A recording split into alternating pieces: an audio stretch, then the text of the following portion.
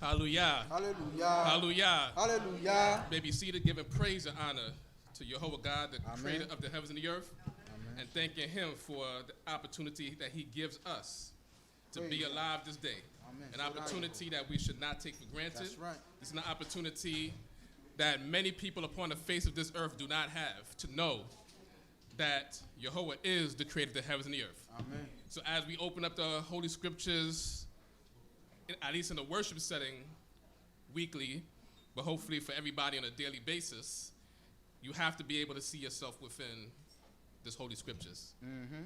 You have to be able to see the things that your forefathers have done.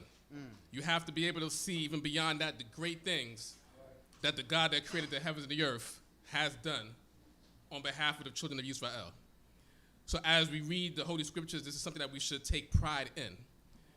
Even though we have done wrong in the sight of the Most High, as we're going to be reading today, we have to acknowledge the wrongs that we have done.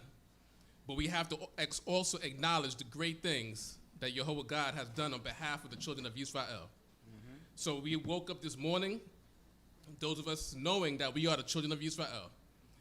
But we serve the God of the universe, so he is the God of all nations upon the face of the earth. So even those that are not of the children of Yisrael still are bound to the commandments, statutes, and judgments that Jehovah has set forth, that he spoke to Moses, his servant, to teach to the children of Israel. We open up the Holy Scriptures, even from the beginning. The book of Genesis says, in the beginning, God created the heavens and the earth. So that is the God that we speak about, even as we go through the Holy Scriptures this day. As we are going into the beginning of the book of Nehemiah, Nehemiah, as it is pronounced in Hebrew. And you will not see Jehovah God speaking to anyone within this book that we are opening today. But we know that the Spirit of Jehovah God is flowing all throughout the children of Israel, even through the man himself, Nehemiah, once again, as his name is pronounced in Hebrew. And he will also mention the Spirit of God being within him. And we're going to read about the things that Nehemiah did historically. We're going to read about it even from a first-person point of view. And we're going to read about the history of the children of Israel overall, the good as well as the bad. And it was said this morning that even in the review that Moses was giving to the children of Israel, to that generation that was going to cross the Jordan, even within that review, Moses had to speak about the evils that were done in the sight of Jehovah God. And the reason why it took 40 years to leave out of Egypt to get into the land of Canaan that was promised unto the children of Israel, that should have just happened in that second year out of coming out of Egypt. Because Jehovah God dwelt among the children of Israel. He allowed it to be where a tent of meeting was constructed in the desert. That was the center of our worship, the center of our existence, and that we had the pillar of the cloud by day and the pillar of fire by night to guide us all throughout the desert. That's right. All throughout the wilderness. So today we don't see that pillar of the cloud, and we don't see that pillar of the fire, but we have to also know and acknowledge that Jehovah God is with us. Hallelujah. And wherever, once again, in the Holy Scriptures, which is known as the Old Testament, wherever you see the word Lord, that is where the name of God is. Said once again, his name is in at least 6,500 times appearance in the Holy Scriptures. So therefore, there's no room for anyone else. That's right. So as we read, and we're going to read the name Jehovah, or in some places the name is pronounced Yahweh, because that's is known to the word of the Tetragrammaton, the Yod, He, Waw, He, the YHWH. That is the name of God, and he does not share his fame, glory, honor with anyone else. Teach us. So therefore, as we read throughout the Holy Scriptures, read it out once again, the Old Testament, there is no one with Jehovah God. That's right. He exists by himself. But we don't know what he is. We just know he exists. He is not a spirit. He makes spirits. That's right. He's not a human being. He makes human beings. That's right. He's not a mountain. He made mountains. He's not water. He made water. Everything that exists in the universe is not Jehovah. He just made all of those things. So we would, even Moses tried to get a glimpse of what Jehovah God looked like, and Jehovah God told him that no man can see him and live. So as close as Moses was, trusted in all of the house of Jehovah God, even Moses was not able to see Jehovah God. So if anybody shows you a representation of God or a God, that is not God. Because you would never know what God looks like. And he cannot be anything that he has made, because he is the creator. So he would never look like any of his creation. So we are going to go into the book of Nehemiah once again at this time, as we are continuing on in our reading of the Holy Scriptures, getting down to the wire, and of course coming to the near conclusion of the historical portion of the Holy Scriptures, speaking about the children of Israel during the Persian Empire. The children of Israel went into captivity in Babylon. The house of Jehovah God was burnt, as they say, historically, roughly about 587 BCE.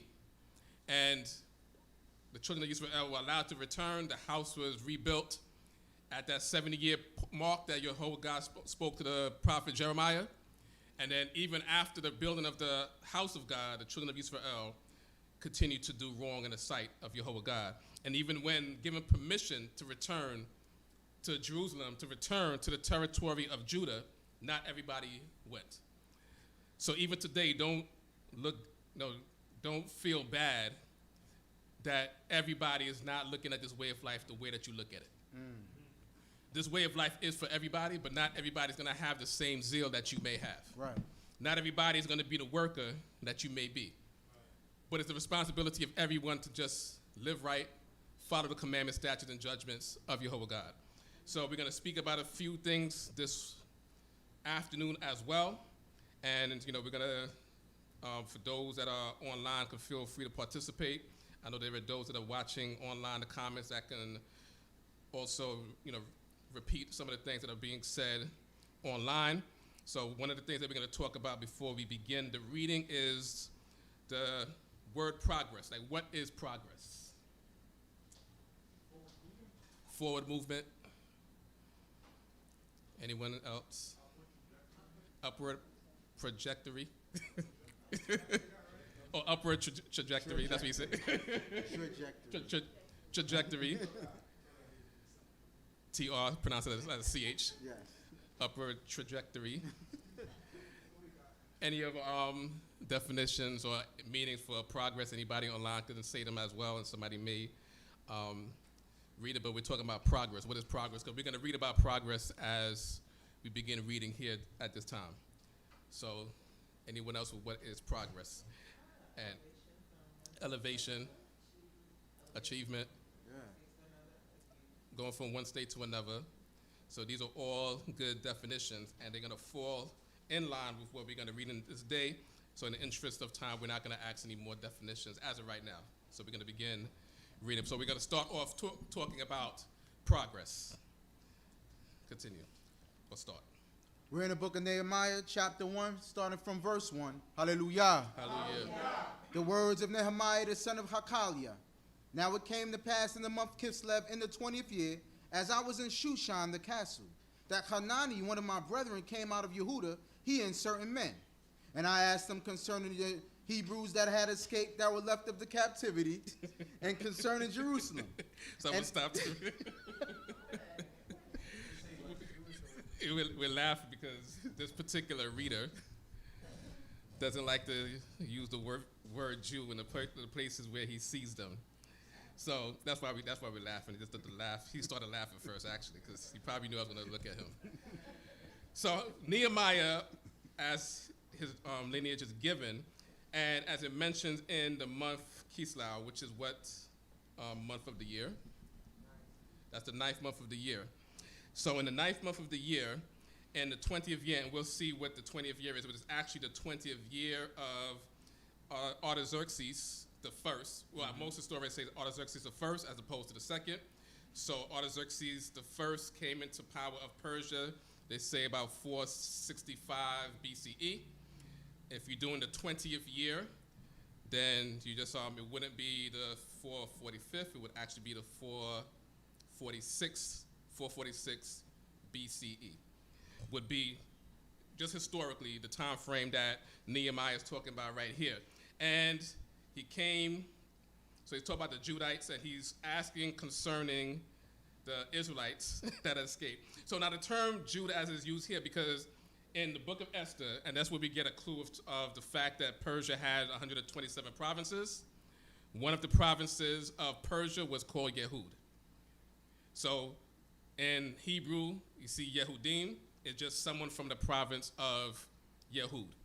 And primarily the people that lived in the province of Yehud were Israelites. They were Hebrews, but they were also not just Judites, because once again, in terms of the actual Hebrew, speaking from the term or the point of view of Israelites, Yehudim or Judites. Speaking from the point of view of Persia and their reign, anybody that lived in the province of Yehud was a Yehudim. So it could be a Judite, it could be a Levite. You know, we see Levites throughout this portion as well. There were Benjamites there. There were people from various tribes and other nations that were living within that province. So Yehud was one of the provinces of Persia, which was actually, because once again, as Persia took over from the Medes took over from Babylon. Babylon, of course, we know, took over from Egypt, going up to the province of Babylon, and Persia, once again, once they got into power, they just spread over a good portion of the known world, even stretching over into Greece. And that's from the time of Cyrus moving on down, which a lot of that is actually covered in the book of Ezra. So Nehemiah is one of those Judites that is living in Persia. He's living in Shushan, which is the capital of the Persian Empire at this time. Once again, Shushan or Susa, when you look up historically, is the same capital in the time of the book of Ezra for the Persians. So he's asking people about what's happening in Jerusalem, and this is what they're going to, because once again, in the book of Ezra, as it's closed out, Ezra, as if you remember, he went into Jerusalem in the 7th year of Artaxerxes. So now this is the 20th year, this is 13 years later, and Nehemiah is asking, like, what's happening in Jerusalem? The temple had already been built before Ezra got there, but Nehemiah, he's concerned about what's happening in Jerusalem. Continue. And they said unto me, the remnant that are left of the captivity there in the province are in great affliction and reproach. The wall of Jerusalem also is broken down, and the gates thereof are burned with fire. And it came to pass when I heard these words that I sat down and wept and mourned certain days. And I fasted and prayed before the God of heaven and said, So we're going to get into this prayer just now, and we're going to have the prayer read out in its completion, then discuss it. So he heard the affliction that has happened in Jerusalem. He heard about how the walls were burned with fire, because remember that the Babylonians burnt the walls of Jerusalem with fire as they burnt the house of God. So even though the house of God was rebuilt in the time of Zerubbabel and Yehoshua, who was the high priest at that time, even though the house of God was rebuilt, the entire city was not rebuilt. So Nehemiah, he's living in Shushan, and we're going to see his position when we get to the next chapter, and he's concerned about the Israelites in Jerusalem, even though he's not in Jerusalem. So we have to consider how much concern do we have for our people, even when we are not amongst our people. Nehemiah, once again, and we're going to see how close he was to the king when we get to the next chapter, but he asked about the welfare of the Israelites in Jerusalem. They gave him, once again, the description of what was happening to them, the affliction of the people itself, and just talk about how the city itself, or the walls of the city itself, was burnt, and he wept and said he mourned for certain days, and then he gave forth this prayer. Torah. Continue. And I fasted and prayed before the God of heaven and said, I beseech thee, O Yehovah, the God of heaven, the great and awful God, that keepeth covenant and mercy with them that love him and keep his commandments.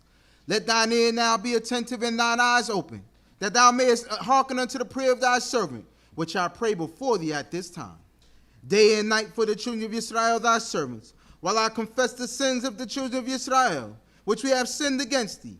Yea, I and my father's house has sinned. We have dealt very corruptly against thee, and have not kept the commandments, nor the statutes, nor the ordinances which thou didst command thy servant Moshe. Remember, I beseech thee, the word that thou didst command thy servant Moshe, saying, if ye deal treacherously, I will scatter you abroad among the peoples. But if you return unto me and keep my commandments and do them, though you disperse when the uttermost part of the heaven, yet will I gather them from thence, and I will bring them unto the place that I have chosen to cause my name to dwell there. Now these are thy servants and thy people, whom thou hast redeemed by thy great power and by thy strong hand. O Yehovah, I beseech thee, Let now thine ear be attentive to the prayer of thy servant, and to the prayer of thy servants who delight to fear thy name, and prosper, I pray thee, thy servants this day, and grant him mercy in the sight of this man. Now I was a cupbearer to the king. Actually, yes, so he was a cupbearer to the king. Once again, thought it was in the beginning of the next chapter, but it said it right here. But look how he approached Jehovah God. Once again, Right. Jehovah God being the king of the universe. He started off his prayer by giving honor to God, Right. talking about the glory of God himself. Teach us. Getting the attention of Jehovah God, talking about how great he is, talking about how mighty he is, how powerful he is. And then the next thing he went into was talking about sin, talking about forgiveness of sin. So he's going before Jehovah God, giving him glory first, and then acknowledging the wrongs that were done. Right. And then he reminded Jehovah God of the promises that he made to the children of Yisrael. So not that this is a specific formula that has to be followed, but this was a formula that worked. That worked. This That's is a right. formula that worked even as it was read last week for the prayer of Ezra. The same thing, when they had those sins, speaking about those that married the foreign women that they into the nation that they were not supposed to marry into. And even as there were people that approached Ezra during that time and said how there were people of Israel that married foreign women that they were not supposed to marry, they also said that we have done wrong, even though they weren't the ones that did that wrong. So Nehemiah is acknowledging that we, because once again, we can't just exclude ourselves and think that we're better than everybody else, but we acknowledge that once the nation has sinned, that we are in sin. Once we acknowledge there's iniquity, we have to acknowledge that we have done the iniquity. So that's what Nehemiah is saying, and once again, that he goes into the promises that Jehovah God made, that he promised that even after we are scattered throughout the earth, that he would gather us. So now he's beseeching Jehovah God, because once again, he's feeling the pain based on what he heard. He didn't see Jerusalem. Once again, he's miles away from Jerusalem, but he's feeling the pain just hearing about the affliction that is happening to the children of Yisrael, and also the vision, envisioning the walls of the city or the gate of the city being burnt with fire. So imagine the affliction of the people of Yisrael today. Like, how much do you feel that pain of your people today? What's done to us by others, and what's even done by ourselves. Right. Because that's part of that affliction as well, where cold fries is getting people put to death. Oh, man. Crazy. And that was, I mean, that's probably within a month span that somebody got into an argument with somebody in a fast food restaurant over some cold food. Yep. And this time, somebody died as a result of that. Yep. Of some cold fries, or allegedly some cold fries. Imagine the life that was lost, and imagine the lives that are destroyed as a result of that on both sides. Imagine what the mother is possibly going through after knowing that she called her son to handle her problem, and realizing what her son did as a result of solving her problem, and as a result of him solving, quote unquote, her problem, also the prior that also popped up after that situation happened. So 2 mothers lost their children. Yeah. Because once that one goes to prison for those 2 murders now, Yeah. he got away with the first one, but somehow, through some investigation, it found out that it's a connection. So think about what we do to each other. And then also think about what's being done to us. Right. You could run away from the police and still get murdered. So once again, that's the affliction that's happening to us today, the same type of affliction that was happening back then by foreigners, even as we were dwelling in the land of Yisrael. So these are the things that Nehemiah is crying out about. And he didn't really make a specific request in terms of the city itself. He's reminding Jehovah God of the promises that were made. So we can remind Jehovah God of the promises that were made. He basically is quoting Deuteronomy chapters 28 and then going to 30. As you know, we know that the children of Israel will be scattered throughout the world. That's one of the reasons why we say that those that are black and descendants of those that are transported by slavery are the children of Israel. Because everything we read in Deuteronomy chapter 28 matches the exact experience of those that were captured as slaves and brought on slave ships from the west coast of Africa to the east coast of the United States, and also into the Caribbean and to the east coast of South America. That our plight, as so to speak, matches everything that we read. Right. But even in everything that we read in Deuteronomy chapter 28 that matches us, we could also remind Jehovah God of what he said in Deuteronomy chapter 30. Our life does not end in Deuteronomy chapter 28. So we read those curses and we see that that is what happened to us. Even when Jehovah God said we don't listen to him and follow his commandments, that he would send us in ships, that he said that he would have people take us in chains, that we would be one and naked of all things. Those descriptions match us directly. But Deuteronomy chapter 30 also matches us as well. Mm-hmm. So we are on the return. We have to consider the things that we can do. We have to consider the progress, once again, that we can make. And we have to put ourselves in a position to make that progress. And he said that he was a cupbearer to the king at this time. So he's you can't get too much closer to, once again, this is the king of an empire at this time. The empire that is ruling from, as they said, from India to Kush, going over into Greece.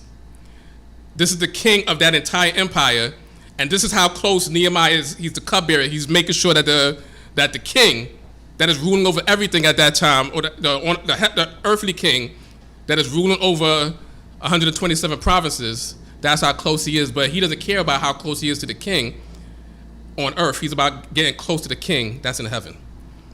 And he's concerned about his people. Continue. Chapter 2, hallelujah. Hallelujah. And it came to pass in the month Nisan in the in the 20th year of Artaxerxes the king, when wine was before him, that I took up the wine and gave it unto the king. Now I had not been before time sad in his presence.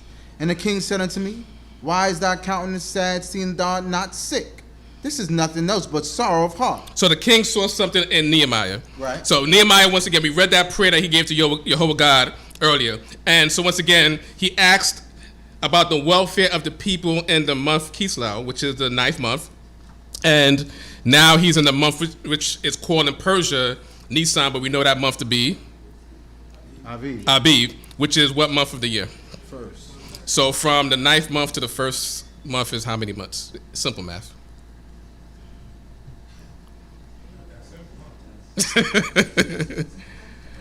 Go 9 to 12, and then go to 1. So his answer didn't come right away. So when you pray to God, don't expect your answer to come right away either. And his answer is going to come within this first month, which is, once again, we read a lot of names of months in the book of Esther. We read it here. So when it comes to like Kislev, we know Aviv is the name of the first month, but it's called Nisan in the Persian Empire. But there are a lot of names of months that are given from the book of Esther, even up until now, that these names we actually got post-Babylon exile. Right. So Kislev, which we know is the 9th month, we more than likely, 90% chance had a different name amongst Israel for the 9th month. Because these are names that are given to us in this book as we're reading in Nehemiah in the Persian Empire. And once again, this is how close he is to the king. That he's the king's cupbearer, and now the king sees him in some sort of distraught state. Mm-hmm. Nehemiah, apparently was a happy person, or appeared to be happy. Of course, when you're appearing before the king of the empire, you don't want to look sad. You want to look like you're enjoying your job. But the heaviness that was upon Nehemiah, he couldn't help himself but look sad inside of the king. And the king, being so close to him, recognized that this is not some regular sickness. He said if you were sick, you had a flu, or you had the cold, or tuberculosis, something like that, I can understand why you're looking like that. But you're looking like that, but you're healthy, so it must be something plaguing your mind. And he wants to ask him, what's plaguing your mind? Continue. Then I was very sore afraid, and I said unto the king, let the king live forever. Why should not my countenance be sad, when the city, the place of my father's sepulchres, lieth waste, and the gates thereof are consumed with fire? Then the king said unto me, for what dost thou make request? So I prayed to the God of heaven. So we're going to stop right there. Mm-hmm. And also notice what happened here as well. So the king noticed his countenance, and Nehemiah says that he can't be happy even though he's right next to the king of the empire, but the city of his nativity, even though he's most likely never been there. Right. He was probably born in Persia and never been to Jerusalem. But that's how much of an affinity or connection he had for his own people, that once he heard about the destruction, he says here that the gate of the city itself was consumed with fire because that was never rebuilt from the time that the Babylonians burnt it. And then the king asked him, what's your request? This is what Nehemiah did right after that. And I said unto the king, if it please... Actually, because you actually did read that part. Okay. So he said, I pray to the God of heaven. We don't hear the prayer that Nehemiah said, but the king asked him a question, he prayed to God, and then he responded to the king. All within that exchange. When something is happening in your life, Right. take every opportunity to pray to God. Talk to me. Teacher. If you're going before a manager of your job, and you don't have to say the prayer out loud, 'cause we don't read that Nehemiah said the prayer out loud. Right. But he said a prayer in his mind to Jehovah God before he gave his response to the king. Because he wants the king of the heaven to show him favor more than the king on earth. But the only how the king on earth is going to give him favor is if the king in heaven allows him to get that favor. There you go. So wherever you are in your life, once again, you go into your manager for promotion, and you maybe sitting down at that desk, and he said, well, she says, how much do you want, or what position do you want? Pray to God first, even in your mind, before you respond to the person asking you the question. Because whatever you receive comes from God anyway. It's not coming from the person that is asking you the question, it's coming from God. That's right. So once again, if you're in school and you're trying to get some extra credit, the teacher says, well, what do you want? If you want a better grade, what can I give you? Pray to God first before you speak to the teacher. That's right. Whatever situation you're going through, before you take a test, before you take an exam, say a prayer. That's right. Pray to God that he allows you to get an A on that exam. That's a fact. So be more fearful of getting a B in the sight of God than the B in the sight of your parents. Do both, actually, but don't embarrass yourself in front of God. So you want to pray to God before you do anything. You're doing a driving test, you're taking a road test, pray to God first. That you find that he shows you favor in the sight of the instructor. Because that instructor, you will never see that instructor probably ever again in your life. But you have a connection with God every day of your life. So everything, once again, that you receive comes from God. So you pray to God first in every situation. Don't, once again, you get someone to ask you a question, have God in your mind first before you give that answer. So he prayed to the God of heaven first, and now he's going to answer the king. And I said unto the king, if it please the king, and if thy servant have found favor in thy sight, that thou wouldest send me unto Yehuda, unto the city of my father's sepulchres, that I may build it. And the king said unto me, the queen also sitting by him, for how long shall thy journey be? And when wilt thou return? So it pleased the king to send me, and I sent him a time. And I set him a time. Moreover, I said unto the king, if it please the king, let letters be given me to the governors beyond the river, that they may let me pass through till I come to Yehuda. And a letter unto Asaph, the keeper of the king's park, that he may give me timber to make beams for the gates of the castle, which appertaineth to the house, and for the wall of the city, and for the house that I shall enter into. And the king granted me according to the good hand of my God upon me. So the king granted him the favor, and Nehemiah acknowledged that favor came from God above. That's right. So he prayed to God first, answered the king, and he gave acknowledgement to God first instead of acknowledging the king. And he requested that not only he be able to go to Jerusalem to help with the rebuilding process, but that he be given material to help rebuild in that process. He asked for letters to go with him, so because once again, he's going to travel from Shushan, or Susa, the capital of Persia, going into Jerusalem. He's going to pass through many provinces along the way. So he needs license, so to speak, to show people why he's passing through the territory with other people and along the way traveling throughout these territories with material.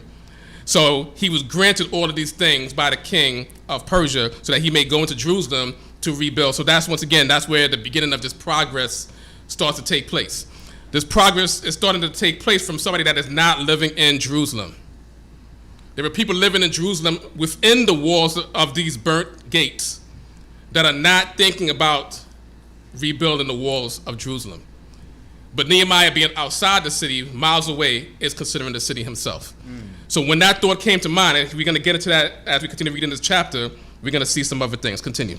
Then I came to the governors beyond the river and gave them the king's letters. Now the king has sent me with captains of the army and horsemen. And when Sanballat the Horonite and Tobiah the servant the Ammonite heard of it, it grieved them exceedingly, for that there was come a man to seek the welfare of the children of Yisrael. So I came to Jerusalem and was there 3 days. So Sanballat and Tobiah are what would we call them today? Because these are people that are actually in Jerusalem. Because once again, Nehemiah actually got to Jerusalem. He got the license to pass through these territories with the material, with the captains of the army, horsemen, all of that stuff. So Sanballat and Tobiah are foreigners, but what would we call them today? They are strangers, Ishmaelites. Well, actually, because they mentioned that one of them was an Ammonite. No, but it grieved them exceedingly, as it says, that there was someone that came to ask or seek the welfare of the children of Israel. So if someone is upset about someone seeking the welfare of the children of Israel, what are those people? Opposition. Satan. Gets haters. Ops. The United States. People that want to stop that progress. So when you try to make progress, there will be people that try to stop your progress. Right. And a lot of this progress that is being halted is coming from externally, but who's the first person that can actually stop progress? Yourself. He didn't care about Sanballat and Tobiah. And we're going to see how much he really doesn't care about them as we get into this chapter and possibly into the 3rd chapter, time permitting. But these haters, these ops, are coming to stop the progress as Nehemiah is coming in with this material to build the wall. Continue. And I arose in the night, and I and some few men with me. Neither told I any man what my God put in my heart to do for Jerusalem. Oh, so that's a point that we need to stop on. That's a fact. Talk about right there. He stayed in Jerusalem for 3 days. Then he rose up in the night afterwards, and he took a few men with him, and we're going to see what he's going to do during this night. But he said he did not tell anybody what God put within his heart. We are inspired by God to do many things. You don't have to broadcast that you're inspired by God to everybody. You can actually keep that to yourself. Nehemiah is not going around telling people that God inspired me to do X, Y, and Z. Right. What he did was take the inspiration of God and start working. Because the Spirit of God cannot fail. Many people say God inspired me to do different things. They talk about the things that they want to do. Say, God put this within me to do this. Let's do this. And because people don't join on to those plans that they feel like God inspired them with, that they don't go forward with the plan. But if God inspired you with something, you would not fail. Even from the beginning, it said the Spirit of God hovered over the face of the deep. And then it accomplished everything God said. The judge, Samson, was filled with the Spirit of God, and he did a lot of things. There's nowhere ever in this book and nowhere ever in existence where the Spirit of God was put into somebody and they failed. So the Spirit of God was placed within you to do something, and you let haters and ops stop you from what you were doing, and actually the Spirit of God was not within you. Because you would not have failed. You would not have let anyone or anything stop you from doing what God inspired you to do. And you don't have to tell people, once again, that God inspired you. Just do the work. So that's the message that we need to learn. Just do the work. Don't complain about what was not done or who's not doing what. Nehemiah didn't go in here and said that 13 years ago Ezra came here and the walls are still not built. He went there to build the walls. Many people today complain about what the generations prior to them have not done. Do it yourself. Don't worry about what was not done before you. That's right. Do it yourself. Gotta get it done. And you're young enough to strong enough to do it yourself. How old was, what year was Marcus Garvey born? Anybody knows? Y'all can look that up real quick. What year was Marcus Garvey born? Y'all Jamaicans should know this off the top of your head. No. He was born in the 1800s. 18 what? He was born in 1887? 1887. What year did he do the convention in Madison Square Garden?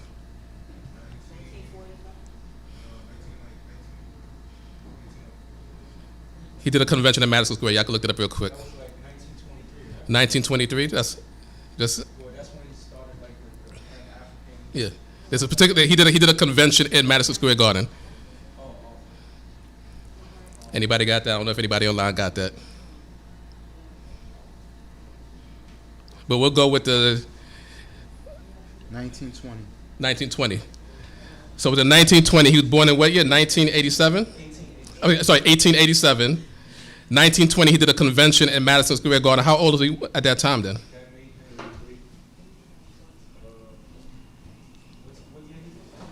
20, yeah. Plus yeah, 33. So youth is never excuse that you're young and you can't do anything. That's basically the point. And that means he was working before he got to that point. His organization, UNIA, had 1 million people even before that. 1 million people worldwide. In his 20s, he had an organization that had 1 million people worldwide. But yeah, we have people in their 20s that can't get 500 followers on social media but complain about what people are not doing. Do the work. Rabbi Matthew, I believe, was born in 1898. Someone could correct that. But we know that he established the commandment keepers in 1919. That means he was doing work even before that.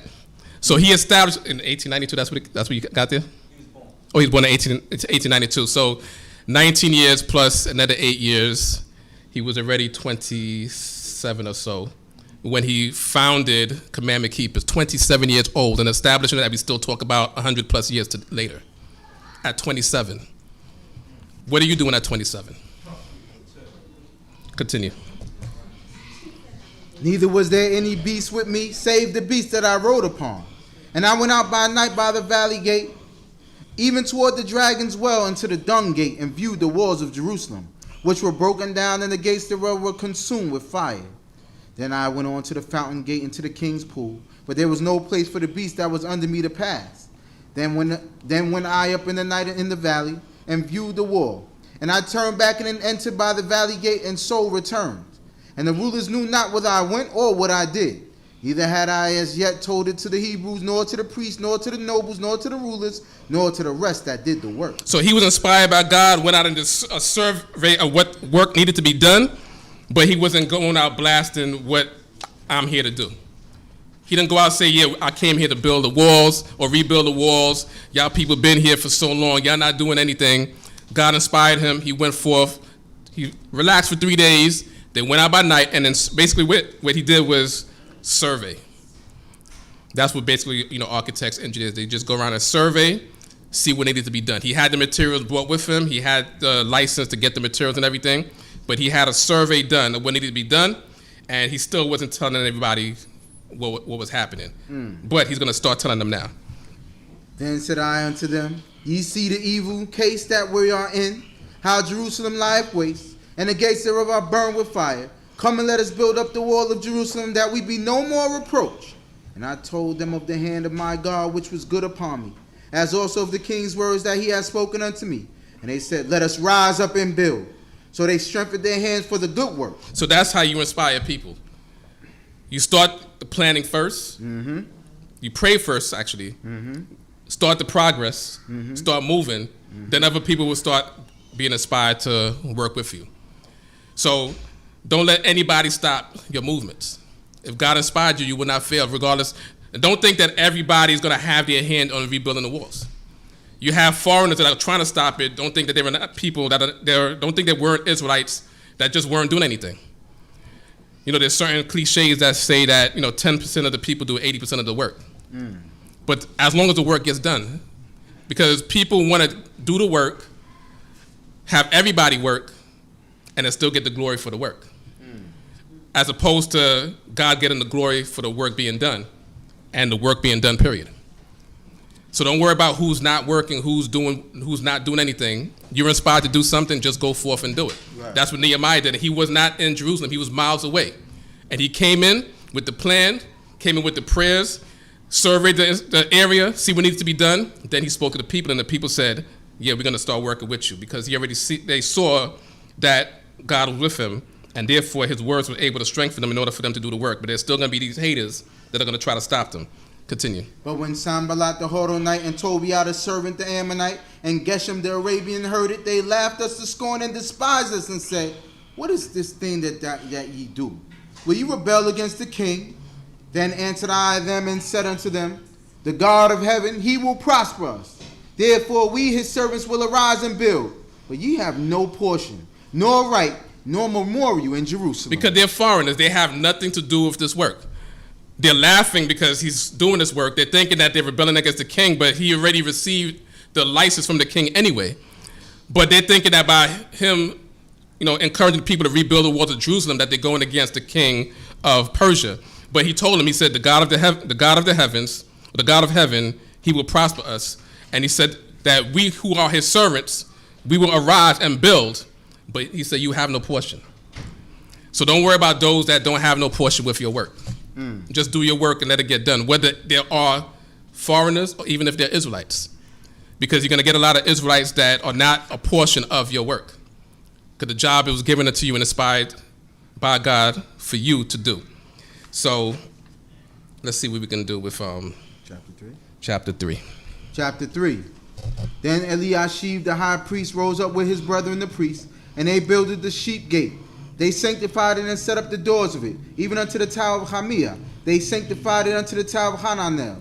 And next unto him builded the men of Jericho, and next unto them builded Zakur the son of Imri. And the first gate did the sons of Hasinah build. They laid the beams thereof and set up the doors thereof, the bolts thereof, and the bars thereof. Because this chapter is going to start off talking about exactly who's doing the work. So no matter what, your name is going to be inscribed in some sort of book. You don't have to be the title of the book.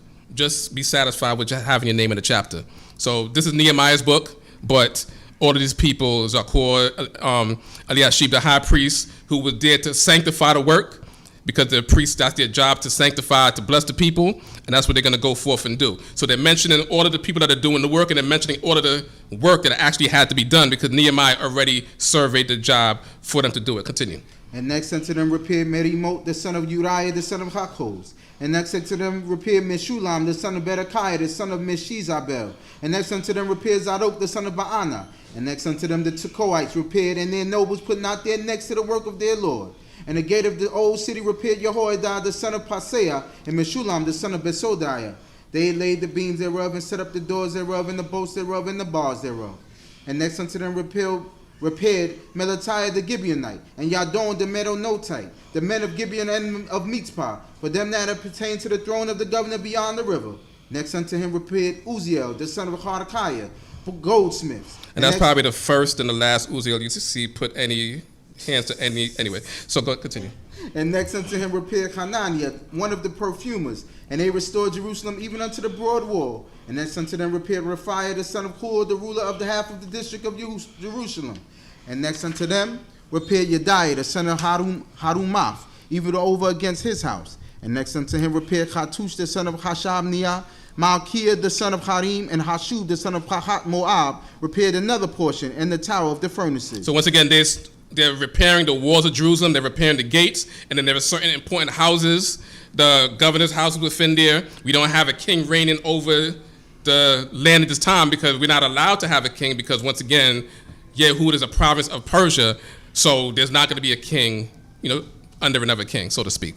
But there'll be governors of each province. Mm-hmm. So they're repairing the governor's houses within, or the governor of this province, and they're just repairing, they're just repairing the walls of the entire city because you need to have a method of defense. And in that time, cities had walls. Continue. And next unto him repaired Shalom, the son of Halohesh, the ruler of half the district of Jerusalem, he and his daughters. The valley gate repaired Hanum and wait. Him and who?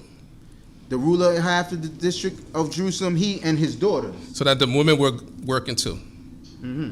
So men and women were actually out there working. So when things need to be done, don't think of yourself as insignificant. Right. And don't let anybody tell you that you're insignificant, that you cannot go out there and do work. Even when the construction of the tent or the tent of meeting in the desert at Mount Sinai, it mentioned that there were women out there as well. Mm-hmm. So everybody had a hand, or not every, both genders had a hand in making sure that things were done. So everybody that was inspired to do the work went forth and did the work. Continue. The valley gate repaired Hanum and the inhabitants of Zanoah. They built it and set up the doors thereof, the bolts thereof, and the bars thereof, and 1,000 cubits of the wall into the dung gate. And the dung gate repaired Malchiah, the son of Rechab, the ruler of the district of Beit Cherem. He built it and set up the doors thereof, the bolts thereof, and the bars thereof. So this is probably a simple question, but what is a dung gate? Yeah, the dung. Basically. Yeah, because I know their faces are turned up, but we didn't have sewer systems where you flush a toilet, and so you just had a place where you threw dung. Yeah. That was called a dung gate. So that's basically what it was. But that was a very important place because you needed a place to dump your waste. Right. Continue.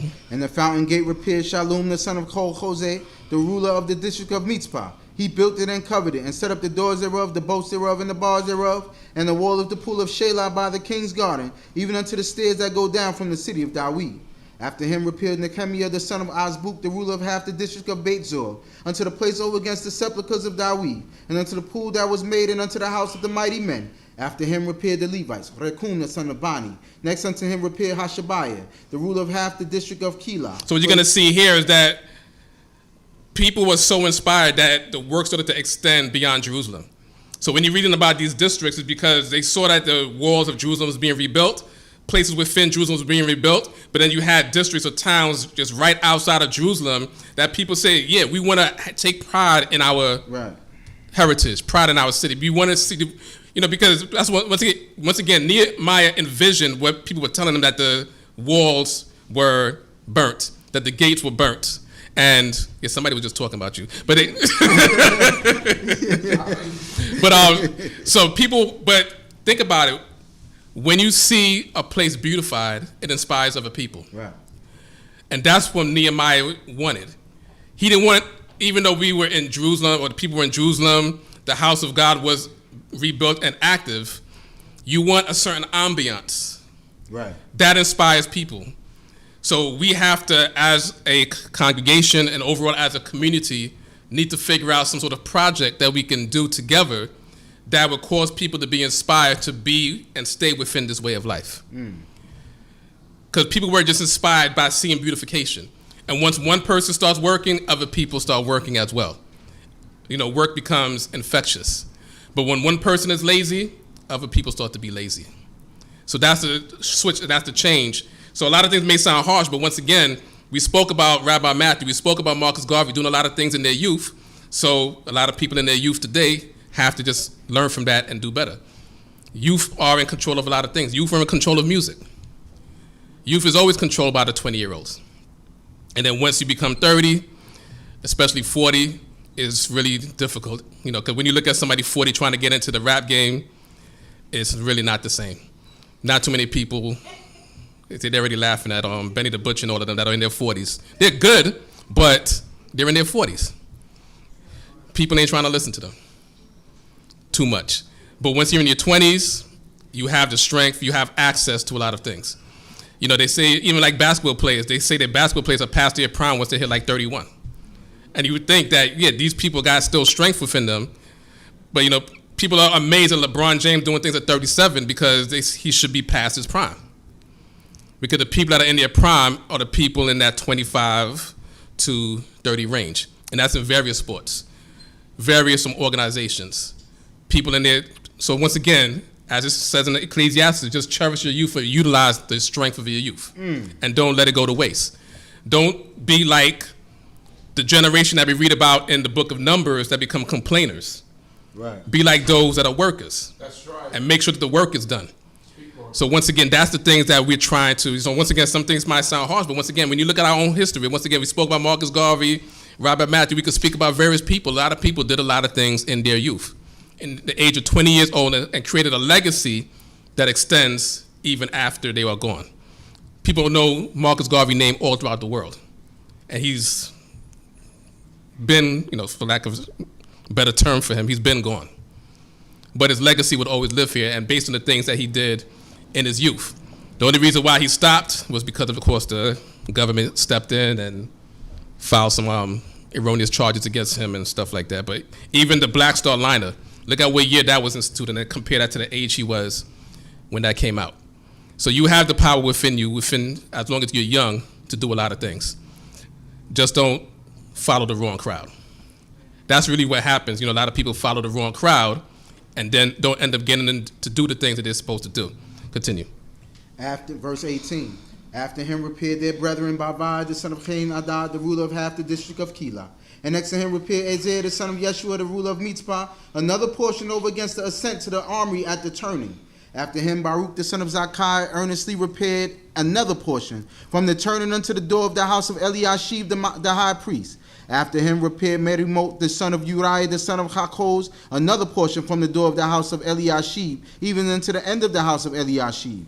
And after him repaired the priests, the men of the plain. After them repaired Binyamin and Hashub over against their house. After them repaired Azariah, the son of Maaseiah, the son of Ananiah, beside his own house. And there's always Azariah repairing something somewhere in history. Continue. After him repaired Binui, the son of Hainadad, another portion from the house of Azariah unto the turning and unto the corner. Palal, the son of Uzai, repaired over against the turning and the tower that standeth out from the upper house of the king, which is by the court of the guard. After him Pedaiah, the son of Paros, repaired. Now the Netinim dwelt in Ophel, unto the place over against the water gate toward the east, and the tower that standeth out. After him the Tekoites repaired another portion over against the great tower that standeth out and unto the wall of Ophel. Those are just people from other territories, other cities that still came in to to help do the work, as opposed to being like Sanballat and Tobiah, who we're going to read about a lot throughout the book of Nehemiah, that those are the main antagonists, haters, ops of the children of Israel in this book during this time. Continue. Above the horse gate repaired the priests, everyone over against his own house. After them repaired Zadok, the son of Emer, over against his own house. And after him repaired Shemaiah, the son of Shechaniah, the keeper of the east gate. And after him repaired Hananiah, the son of Shelemiah, and Hanun, the sixth son of Zalaph, another portion. And after him repaired Meshulam, the son of Berechiah, over against his chamber. After him repaired Malchiah, one of the goldsmiths, unto the house of the Netinim, and of the merchants over against the gate of Hamifkai, and unto the upper chamber of the corner. And between the upper chamber of the corner and the sheep gate repaired the goldsmiths and the merchants. So a lot of work was done. So what, for those that are younger here, after reading all of that, even though we read a lot of names and just a lot of activity, what trade would you say is probably the best thing to get into? Construction. You would always be needed to do some sort of building. There's one thing that never goes out of style. Cars can, eventually fly. Phones can be smarter than human beings, but somebody's gonna want somewhere to live. Architecture. So architects, engineers, those are the things, as we can start to talk about that now as the sun is, at this point we can start talking about some of those other business aspects, but these are some of the things that people, can start getting into. As our Chief Mekobadi said, architecture. So if you're not the type of person that wants to get your hands dirty, you could draw up the plans so other people could get their hands dirty. But your responsibility is actually greater than a lot of people. Because think about where we are right now. We don't know, you could probably research what year this building was built, but it's still standing. So you got to think about how important architects and engineers are to construct things that are still lasting, even 100 years later. A lot of the houses you live in probably were built in like 1925 and so you were alive in never mind. So her house is from 18 something, and she's just a little younger than the house she's in right now. But anyway. Oh man. See?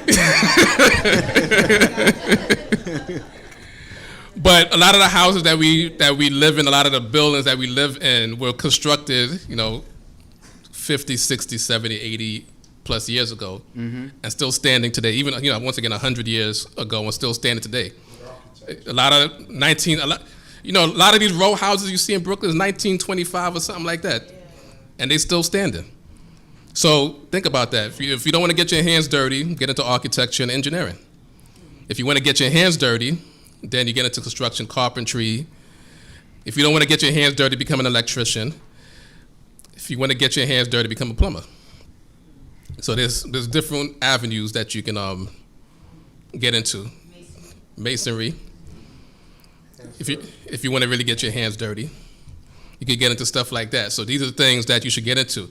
Conversation, and then we're going to start just read at the end of the chapter is going to talk about the haters again as we're closing out. But we were talking about, earlier during the break, not too much business, but the younger generation, the generation younger than the crop of teachers and leaders that are out there now, should take advantage of the things that this generation of teachers and leaders did not learn prior. There's a lot of opportunities that are out there. A lot of opportunities to go to school, to learn. Of course, getting a degree doesn't guarantee you getting a job or anything like that, but it puts you in a good position. Don't want to say better position, but it puts you in a good position when you go out there to educate yourself or to become educated, get a degree, and along the way, pick up that trade along the way. Right. Put yourself in a good position. And that way, a lot of problems would start to minimize within the nation, because we start talking about a lot of marital problems and things like that, because, you have a lot of bums out there today. Right. But bums want to get married. And women end up marrying bums because they want to get married. And then because women settle for bums, then you have a lot of problems that exist today. So you want to elevate yourself so you can actually take care of your family. And there are opportunities that are available for you to do so. So utilize your youth not to run around and make babies, but utilize your youth to run around and make money, make opportunities. Or do like Nehemiah did also, have opportunities and help make progress for the nation. Continue. But it came to pass that when Sanballat heard that we builded the wall, he was wroth, and took great indignation and mocked the Hebrews. And he spoke before his brethren in the army of Samaria and said, what do these feeble Hebrews? Will they restore at will? Will they sacrifice? Will they make an end this day? Will they revive the stones out of the heaps of rubbish, seeing they are burned? So he's upset. It says Samaria, so he's a Samaritan. He's living in the other province of Persia, which is north of Yehud, which is called Samaria. But we know them to be Samaritans because they are not the children of Israel. So those that were living in that territory, remember when the Assyrians took the northern tribes into captivity and then replaced the children of Israel or the northern tribes with other people? These are descendants of those people that are living in Samaria. So he's upset because the children of Yisrael are making progress. Right. So there will always be people that are upset because you're doing good. That's a fact. But just continue to do good. Teach us. Let God bless you. Don't worry about who's trying to stop you. If the Spirit of God is in you to do something, you will not fail. If you think the Spirit of God was in you to do something and it didn't work out, then that means the Spirit of God was not within you. Just go forth and do the work. And you don't have to broadcast it. Just go forth and do the work. Speak to those who you know will help you do the work. You don't have to broadcast because you're not going to get 100% participation. If you have a mind to, once again, start a school, just start it. If you have a mind to get a building for a congregation, just go do it. People will still come to it, but don't worry about who didn't put in and chip in and do this and that. Give the glory to God that you have a place that is beautiful for people to worship. That should be your focus, not who's not helping and who doesn't want to do what. Continue. Now Tobiah the Ammonite was by him, and he said, even that which they build, if a fox go up, he shall break down their stone wall. Because they're saying that they are not really, crafty people at all. Mm-hmm. That their work is going to be, we could send, basically saying, it's just a metaphor. He said we could send a fox in there just to run up the wall and the wall's going to fall down. That's basically what he's saying. Continue. Hear, O our God, for we are despised, and turn back their reproach upon their own. And this is Nehemiah praying. And give them up to spoiling in the land of captivity, and cover not their iniquity, and let not their sin be blotted out from before thee. For they have vexed thee before the builders. So we built the wall. And all the wall was joined together unto half the height thereof, for the people had a mind to work. Hallelujah. Hallelujah. So once the mind of the people is there to do the work will get done. That's right. It's not going to be 100% of the minds there to do the work, but the work being done is all that's necessary. So don't worry about those who are talking. Once again, that's the message that we should get from here. Don't worry about those who are talking, because talking shouldn't stop the work. Work is by your hands. So if somebody's saying anything, don't get discouraged. That's right. Just do the work, make sure it gets done, and individually and collectively, we can all make things happen. So that's one of the things that we should get out of this. And beyond that, always pray to God. Even when people were trying to talk bad about them doing the work, Nehemiah just prayed against them. So don't worry about anybody else. Just leave it in the hands of God, as they say, and let God handle them for you. You don't have to worry about taking those things into your own hands. Let God handle it for you. But always keep God in mind. Always, before you approach any situation, anybody, keep God in mind. Pray to God constantly. Keep God in your mind. Once again, before you go before anybody. That's a fact. That's what we learn from this, and that's what we take from this. And Nehemiah had a book named after him because he did so. So blessed be the name of Jehovah God forever. Amen. Because he lives and he inspires us to do things while we are alive. Hallelujah. Hallelujah.